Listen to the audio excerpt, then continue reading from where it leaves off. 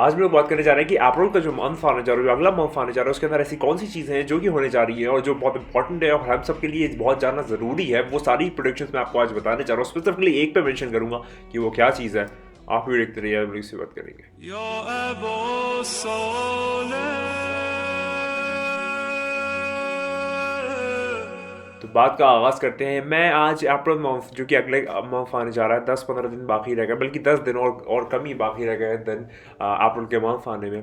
तो 2022 के साल में और बहुत ज़्यादा डिफरेंट चीज़ें, बहुत ज़्यादा मुख्तलिफ बातें होने जा रही हैं जो कि अप्रैल के मंथ से स्टार्ट होने जा रही है। सबसे पहले समझते हैं नज़रिया कि आखिर ऐसा हो क्यों रहा है। देखिए, जो प्लानिटरी पोजीशंस है, यानी कि अगर मैं आपको एस्ट्रोलॉजी के पॉइंट ऑफ व्यू से बताऊँ तो फिर जो प्लैनेट्स होते हैं, यानी कि जो हमारे जो पृथ्वी है, इसके अलावा जितने भी प्लैनेट्स हैं, उनका जो सिग्निफिकेंस और उनका जो इन्वायरमेंटल मोमेंट है वो बहुत ज़्यादा आप कह सकते हैं असर डालता है इंसान के जीवन में, लोगों के जीवन में, गवर्नमेंट के जीवन में, या किसी भी चीज़ की जो चाल होती है, जो उसका चलने का तरीका होता है, जो उसका कह सकते हैं फ्यूचर होता है, वो उस पर बहुत ज़्यादा डिपेंडेंट होता है। और इसी साइंस को हम लोग एस्ट्रोलॉजी कहते हैं। और जो लोग इसमें इसकी पढ़ाई करते हैं, इसके बारे में जानते हैं, इसके बारे में खोज करते हैं, इसके बारे में सर्च करते हैं, रिसर्च करते हैं, उसको हम लोग एस्ट्रोलॉजिस्ट कहते हैं। तो खैर, ये तो एक जनरल पॉइंट ऑफ व्यू से मैं बता रहा था। तो अप्रैल के मंथ में जो 9 प्लैनेट्स हैं, यानी कि जो डिफरेंट प्लैनेट्स हैं, मर्क्यूरी, वीनस, अर्थ, मार्स, अर्थ तो खुद एक बेसिक है, और जितने भी प्लैनेट्स हैं वो अपनी ट्रांजिशन में आ रहे हैं, यानी कि वो अपना पाथवे चेंज कर रहे हैं। मैं बहुत आसान भाषा में कह रहा हूँ ताकि आप लोगों को बहुत ज़्यादा मुश्किल ना हो। वो अपने आप पाथवे चेंज कर रहे हैं, ऐसा आप समझ लीजिए। ट्रांजिट कर रहे हैं, अपने आप को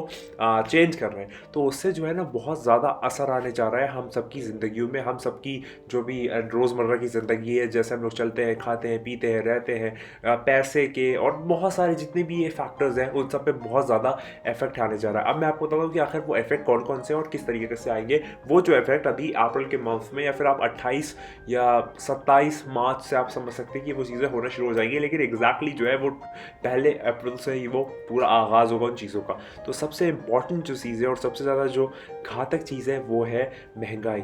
महंगाई, अब आप जानते हैं कि अभी फ़िलहाल के तौर पे तो महंगाई है ही हर जगह पर। जैसे जैसे ज़माना आगे डेवलप कर रहा है, बढ़ रहा है, महंगाई बढ़ रही है। लेकिन अप्रैल के मंथ में और अप्रैल के मंथ के स्टार्टिंग के साथ ऐसी महंगाई का आप कह सकते हैं चरण आएगा जो आपने कभी भी विटनेस नहीं किया होगा। बहुत तेज़ी से जो प्राइसेस हैं वो बढ़ना शुरू हो जाएंगे, आसमान छूना हो जाएंगे, और इतना ज़्यादा प्राइसेस को आप कह सकते हैं आग लग जाएगी उनमें कि इंसान सोचेगा कि भाई ये चीज़ इतनी महंगी कैसे हो गई। और ये फ़कत किसी एक कंट्री या किसी एक रीजन या किसी एक स्टेट के लिए नहीं कह रहा मैं, पूरी दुनिया में एक यूनिफॉर्म तरीके से ये महंगाई आएगी और इसको कोई भी कॉन्कर नहीं कर पाएगा, इसको कोई भी हैंड ओवर नहीं कर पाएगा। इसीलिए कुछ रिवायतों में जुमला आता है कि तुम लोग 11 महीनों का खाना जो है वो अपने पास स्टोर्स करके रख लेना। लेकिन वो जो मंथ है वो 11 महीनों के लिए आया है। लेकिन फिर भी आप यहाँ से भी अगर शुरू करें कि जो चीज़ आपको ज़रूरत पड़ती है, या राशन या पानी या जो भी चीज़ों की आपको नॉर्मल लाइफ में डेली यूसेज में ज़रूरत है, वो आपको अभी स्टोर करना शुरू कर देना चाहिए। क्योंकि आने वाले वक्त में ये चीज़ें इतनी महंगी हो जाएंगी कि आप लोग इसको सोने से कंपेयर करेंगे। इतना ज़्यादा ये चीज़ें महंगी होने वाली है। रोटी, चावल, खाना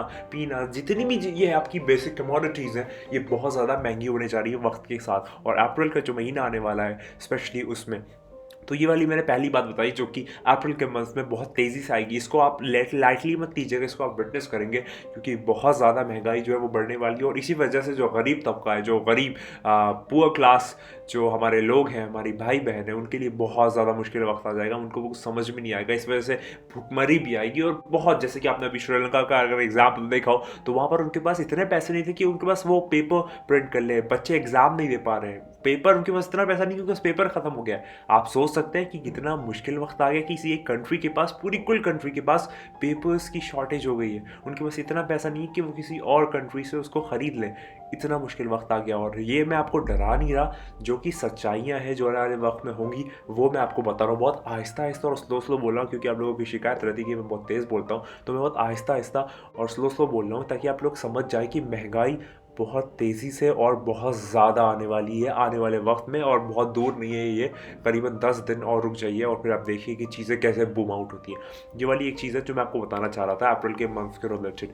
और अगली जो चीज़ मैं बताऊँ, लोगों में आक्रोश, गुस्सा, या रंजिश या एक दूसरे के प्रति नफरत या छोटी छोटी बातों पे लड़ जाना, भिड़ जाना, ये बहुत तेज़ी से होने जा रहा है आने वाले वक्त में। आप देखेंगे कि एक माहौल ही अजीब सा हो गया समाज में कि लोग जो है वो छोटी छोटी बातें जो कि इग्नोर कर सकते हैं उस पर लड़ पड़ रहे हैं। ऐसा एक वक्त आने जा रहा है और ये वक्त बहुत दूर नहीं है, कुछ दिनों की बात है, कुछ हफ्तों की बात है। एक ऐसा वक्त आने जा रहा है, एक ऐसा वक्त आने जा रहा है कि लोग जो है सिर्फ पानी की बात पे लड़ जाएंगे, सिर्फ एक पेन के ऊपर लड़ जाएंगे, बिला वजह लड़ जाएंगे। और इस वक्त आपको चाहिए कि जब ऐसा माहौल आपके समाज में हो जाए, जब आप आस पास अपने ऐसी चीज़ें देखें, तो कोशिश कीजिए कि जो भी इंसान सामने वाला कुछ कह रहा है ना, उसको आप ऐसा समझिए कि ये बकवास कर रहा है, उसको बस जाने दीजिए, इग्नोर कीजिए। जितना ज़्यादा आप इग्नोर करेंगे उतना ज़्यादा आप सेफ्टी मेजर्स के साथ आगे चल पाएंगे, सही से चल पाएंगे। वरना अगर आप लड़ भिड़ जाएंगे तो वही होगा, लड़ाई मारपीट झगड़ा, उसमें कुछ भी नहीं रखा है। लेकिन अगर आप इसमें इन्वॉल्व होंगे तो डिस्ट्रक्शन जो है उसमें आपकी ही प्रॉब्लम है। हालांकि अगर आप उसको सामने वाले को अगर डैमेज भी करते हैं तो भी आपको जो है वो चोट लगेगी। तो इससे बेहतर है सामने वाला कुछ भी कह रहा है, कैसा भी कह रहा है, कुछ भी उसके जो अल्फाज आपको बुरे लग रहे हैं आप उसको इग्नोर कीजिए। क्योंकि ये ऐसा वक्त है कि जो एग्रेशन है समाज में आप बहुत ज़्यादा देखेंगे आने वाले वक्त में। कोई इवेंट्स हो रहे हैं, कोई पार्टीज हो रही है, कोई गैदरिंग है, पब्लिक गैदरिंग है, उसमें आप देख सकते हैं कि जो आक्रोश है आपस में लोगों के वो बहुत बढ़ जाएगा और आपस में लोग लड़ेंगे। और ये जो चीज़ है ये मैं हंसी मजाक नहीं कर रहा, आप आने वाले वक्त में देख लेंगे। कुछ हफ्तों की बात रह गई है, कुछ दिनों की बात रह गई है। खासकर अप्रैल का जो मंथ है उसमें बहुत तेज़ी से जो चीज़ें हैं वो बढ़ती चली जा रही हैं। आप अंदाज़ा भी नहीं लगा सकते, ऐसी ऐसी चीज़ें होने जा रही हैं। आग है, तूफ़ान है, ख़ासकर नेचुरल कैलामिटीज़ जिसमें अर्थक्वेक हो सकता है, सुनामी हो सकती है, या फिर कोई ऐसी चीज़ हो सकती है जो नेचुरल आपदा होती है, या फिर आप कह सकते हैं कि जो नेचर लाता है, स्टॉर्म लाता है, उस तरह की कोई चीज़ें हो सकती है। चाहे कोई वोल्केनो का eruption या फिर अर्थक्वेक आना, ये सुनामी आना, या फिर कोई भी ऐसी नेचुरल आपदा का आना, ये भी आने वाले वक्त में आप देखेंगे। मैंने आपको महंगाई के रिलेटेड बता दिया, मैंने आपको एक नेचुरल कैलामिटी के रिलेटेड बता दिया, मैंने आपको बता दिया कि समाज में बहुत ज़्यादा एग्रेशन आ सकता है। और मुझको ऐसा महसूस होता है कि आने वाले वक्त में किसी एक पॉलिटिकल लीडर की जो है वो डेथ भी हो सकती है। अब ये मुझे नहीं पता कि ये अप्रैल में ही होगा या आने वाले वक्त में और अगले महीनों में होगा, लेकिन ये होगा ज़रूर। किसी एक बड़े पॉलिटिकल लीडर या फिर एक बड़ी पॉलिटिकल आइडेंटिटी या भी किसी एक बहुत फेमस लीडर की जो मौत है वो आपके सामने आ सकती है। और मैंने एक वीडियो बनाई थी कि मोहम्मद बिन सलमान के जो फादर है, किंग सलमान, या फिर क्वीन एलिजाबेथ, या फिर व्लादिमीर पुतिन, या फिर जो बाइडन या ट्रम्प, या फिर इस टाइप की, या ज़ेलेंस्की जो यूक्रेन का है, ये कुछ बड़े पॉलिटिकल लीडर्स हैं जो अभी लाइमलाइट में हैं। तो इनमें से हो सकता है, मैं कोई कंफर्मेशन नहीं दे रहा कि इनमें से कोई मर जाए, मैं कंफर्मेशन नहीं दे रहा, इनमें से हो सकता है, क्योंकि मैंने उसके लिए पर्टिकुलर अभी कोई विजन या स्टडी या फिर कोई कैलकुलेशन नहीं किया न्यूरोलॉजिकल तौर पे, या फिर कोई बहाव में कुछ नहीं बताया। तो हो सकता है इन सब के जो मैंने नाम लिए इनमें से कोई मर जाए, हो भी सकता है, नहीं भी हो सकता है। अगर आप पिन पॉइंट चाहते हैं तो आप कमेंट में बताइएगा, इंशाल्लाह मैं इसके लिए पर्टिकुलर वीडियो बनाऊंगा कि कौन सा एक पॉलिटिकल लीडर है जो मुझको मेरे पेरिफेरी में लगता है कि उसकी मौत हो सकती है आने वाले वक्त में। तो मैंने आपको ये वाली बात बता दी कि एक बड़े पॉलिटिकल लीडर की मौत, और मैं आपको नेचुरल कैलामिटीज़ के मुताबिक बता ही चुका हूँ। तो ये वाली कुछ ऐसी चीज़ें। और याद रखिएगा जब भी कोई ऐसी गैदरिंग हो तो उसमें आप थोड़ा सा बैक फुट पे ही खेलिएगा, क्योंकि एग्रेशन बहुत ज़्यादा बढ़ने जा रहा है। अभी आप लोगों को मेरी बातें व्यर्थ लग रही होगी, नाकाबिले बयां या नाकाबिले बर्दाश्त लग रही होगी, या फिर ऐसा लग रहा होगा कि मैं जो है वो क्या बातें कर रहा हूँ। लेकिन आप आने वाले वक्त में देखेंगे कि जो मैं बता रहा हूँ वो होगा, क्योंकि होना हो ये वही वक्त है। हो ना हो, खुदा बेहतर जाता है, अल्लाह बेहतर जाता है, परमात्मा बेहतर जानता है, वो परम जो ईश्वर है वो बेहतर जानता है। लेकिन सिर्फ एक अक़ीदतमंदी के तौर पे मुझको ऐसा महसूस होता है, बाकी अल्लाह बेहतर जानता है कि ये वही वक्त है जो होने जा रहा है। जो चीज़ें होंगी वो आपके सामने पेश आती चली जाएगी। तो ये मैंने आपको 4 से 5 चीज़ें बताई जिसको आपको बहुत ज़्यादा ख्याल रखना है, क्योंकि जो प्लानिटरी पोजीशंस है वो चेंज हो रही हैं और इसका जो इफेक्ट है वो आप लोगों में बहुत तेज़ी से आएगा। और आखिर में अगर सारी बातें हो गई हैं मेजर, तो फिर एक बात यूक्रेन और रशिया के ऊपर भी मैं बोल दूँ, क्योंकि आप लोग कमेंट में कहते रहते हैं। तो रशिया और यूक्रेन के मुताल्लिक़ मैं ये कहना चाहता हूँ कि जितना भी अभी तक चल रहा था सब बिल्डअप है,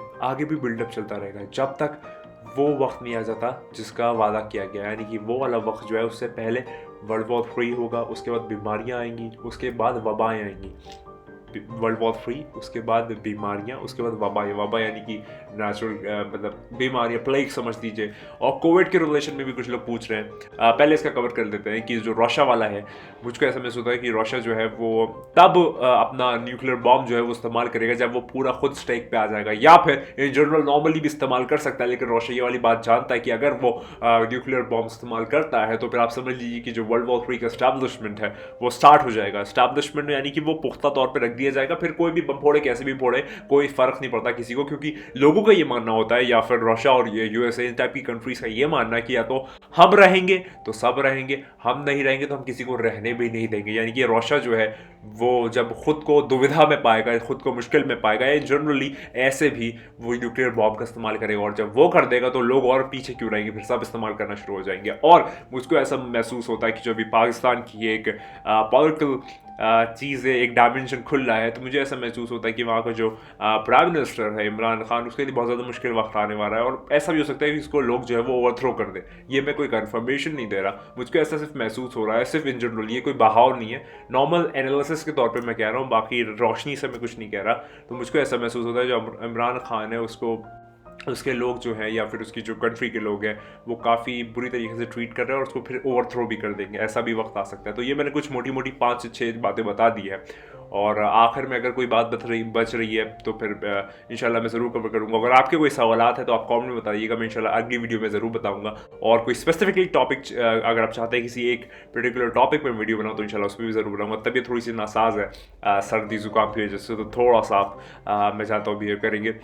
और हमेशा की तरह मैं वही कहूँगा, अगर वीडियो पसंद भी शेयर करो, सब अवश्य करें, कमेंट जरूर करें। होता है वो सुधार के लेशन की स्टार्ट चैनल पर अगले वीडियोस बहुत सारी मौजूद है, जाके लाजमी देखिए। Production prophecies, world of free, Baba Vanga, astronomers, और जो मैंने अभी मोटी मोटी 4-5 बातें कही है, महंगाई का आना अप्रैल के मंथ में, एग्रेशन पूरे समाज में होना, एक नेचुरल क्लैमिटी का आना, किसी बड़े पॉलिटिकल लीडर की मौत हो जाना, और पाकिस्तान के जो प्राइम मिनिस्टर को ओवरथ्रो कर देना, उसको रशिया का किस कंडीशंस पे न्यूक्लियर बॉम्ब का इस्तेमाल करना, आने वाले वक्त में क्या क्या होना, ये खाली मैंने कुछ बातें इन जनरल ब्रीफली कवर की है, डिटेलिंग में कवर नहीं की है। तो अगर आप चाहते हैं डिटेलिंग में कवर करूँ तो आप कमेंट बताइएगा, इंशाल्लाह मैं ज़रूर करूँगा।